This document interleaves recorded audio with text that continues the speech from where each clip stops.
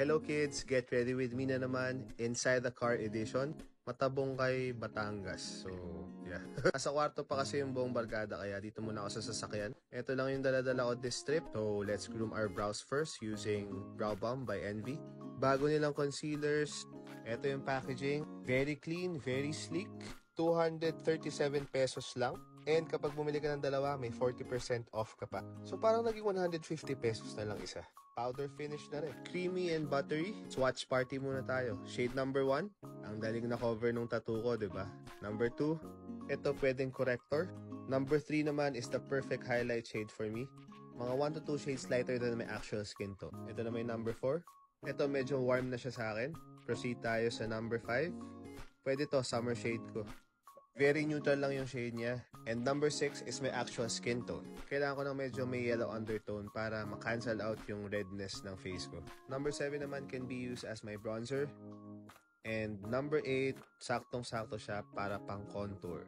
So kung beginner ka and you're building your kit, I suggest getting 2 or 3 shades. Ang combination ko, shade number 3, number 6, and number 8.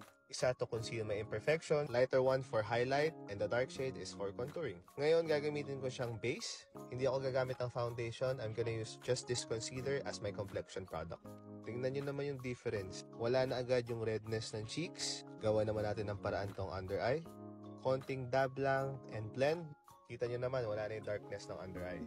Pwede ka rin gumamit ng sponge, of course. Ito yung grooming blenders ng Envy. And one tip, pwede mong gamitin yung sponge mo ng dry. Especially if you want to make the most out of your concealer's coverage. Kasi alam naman natin pag damp sponge ang gamit mo, nagsusoak up ng product. Kaya I suggest using it dry for concealers like this one para ma-maintain yung opacity and coverage of the concealer. Using a sponge will make it easier to blend as well. And you can easily map out kung saan mo gustong ilagay yung product. Mag-bronzer lang tayo para may shade yung face at hindi siya masyadong flat looking. Konting-konti sa jawline para lang magkaroon ng definition.